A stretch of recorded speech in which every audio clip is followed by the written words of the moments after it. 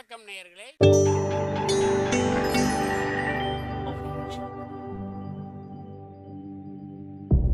மகிழ்ச்சிக்கோர் தென்கட்சி என்ற அலைவரிசையில்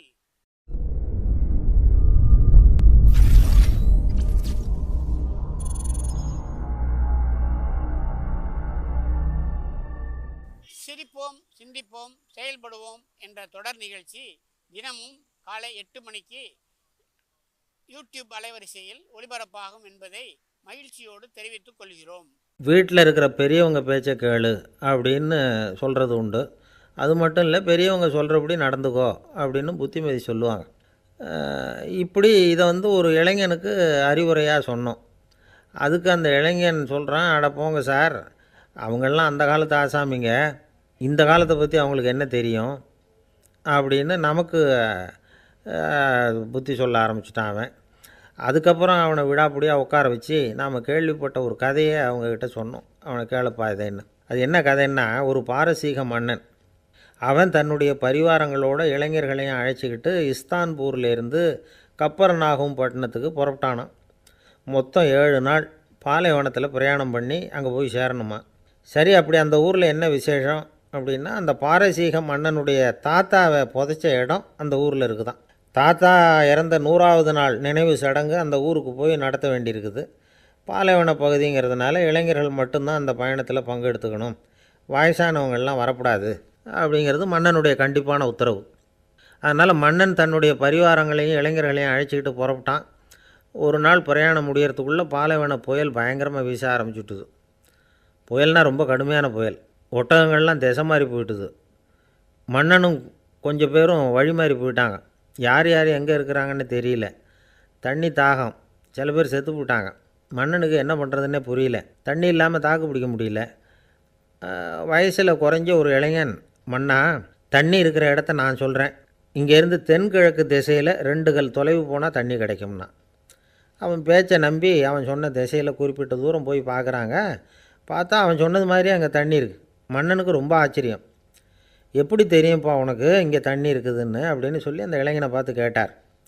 மன்னா, என்னை மன்னிச்சு விடுறதா இருந்தால் நான் ஒரு உண்மையை சொல்கிறேன். நான் ஒரு தவறு பண்ணிவிட்டேன்னா. நீ எந்த தவறும் பண்ணியிருக்க மாட்டேன், எங்களுக்கெல்லாம் தண்ணி கொடுத்து உயிரை காப்பாற்றிருக்கிற, அதனால் உன்னை ஒன்றும் செய்ய மாட்டேன், உண்மையை சொல்லு அப்படின்னார் ராஜா. பையன் மெதுவாக உண்மையை சொன்னான். அது மன்னா, என்னோடய தந்தை உங்கள் தாத்தாவோட 100வது நினைவு நாளை பார்க்க வருவேன்னு பிடிவாதம் பண்ணார். நான் மறுத்தேன். வயசானவங்கள்லாம் வரக்கூடாதுங்கிறது ராஜா உத்தரவுன்னு சொல்லி பார்த்தேன். அவர் கேட்கலை. ரொம்ப அடம் பண்ணார். நான் பார்த்தேன். அவர் ஒரு சாக்கு பையில் போட்டு கட்டி ஒரு ஒட்டகத்து மேலே சாப்பாட்டு மூட்டைகளோடு சேர்த்து வச்சு கட்டி கொண்டு வந்திருக்கிறேன். தண்ணி கஷ்டம் வந்தப்போ அவர்கிட்ட சொன்னேன். அவர் தான் சாக்கு பையில் ஒரு ஓட்டை போட சொன்னார். துவாரம் போட்டேன். அது வழியாக பார்த்துட்டு தான் தண்ணி இருக்கிற இடத்த சொன்னார்.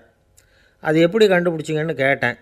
மாலை நேரத்தில் இந்த சிச்சிலி பறவைகள் தண்ணி குடிச்சுட்டு தான் தூங்கும். நான் சாக்கு துவாரம் வழியாக பார்த்தப்போ தென்கிழக்கு திசையிலேருந்து அந்த பறவைகள்லாம் வந்தது தெரிஞ்சுது. அதனால் அங்கே தண்ணி இருக்குங்கிறது புரிஞ்சுக்கிட்டேன் அப்படின்னு அவர் சொன்னார் அப்படின்னு. ஆனால் அந்த இளைஞன் மன்னன் உடனே அந்த பெரியவரை சாக்கு பையிலிருந்து வெளியில் கொண்டாந்தான். பெரியவங்க எப்போவுமே அனுபவசாலிகள், அவங்க துணை இல்லாமல் பிரயாணம் பண்ணது தப்பு அப்படிங்கிறத புரிஞ்சுக்கிட்டேன்.